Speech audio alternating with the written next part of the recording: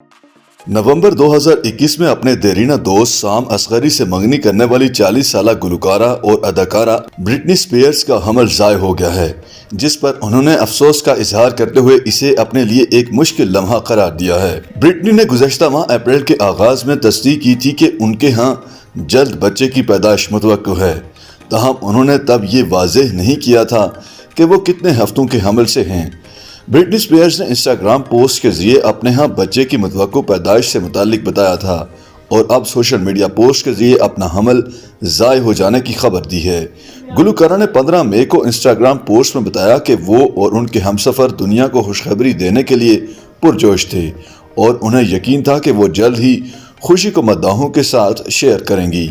लेकिन अफसोस कि हमने पैदाइश से कबल ही अपने बच्चे को खो दिया, जिस पर हम दोनों अफसरदा हैं। ब्रिटनी स्पीयर्स ने हमल ज़ाय होने को अपने और शरीक के सफ़र के लिए अफसोसनाक करार दिया और साथ ही इस आज़म का इआदा भी किया कि वो अपने ख़ानदान को बढ़ाने की भरपूर कोशिश करेंगे।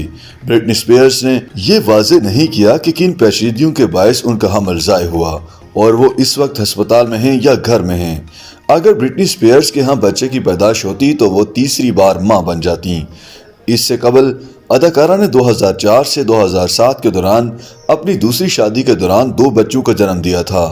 याद रहे कि ब्रिटनी स्पीयर्स उन बच्चों की हवालगी ना मिलने की वजह से 2008 में ज़हनी तवाज़ुन खो बैठी थीं। चनाचे अदालत ने उनके वालिद को उनका कानूनी सरपरस्त मुकर्रर किया था और यूं ब्रिटनी तकरीबन 1.5 दहाई तक वालिद की सरपरस्ती में रही थीं। ब्रिटनी स्पीयर्स ने पहली शादी 2004 में अपने बचपन के दोस्त जेसन एलन अलेक्जेंडर से की थी, मगर बदकिस्मती से उसी साल दोनों के दरमियान तलाक हो गई थी। लेकिन ब्रिटनी ने इस अज़्म का इजहार किया है कि वो दोबारा मां बनने की कोशिश करेंगी।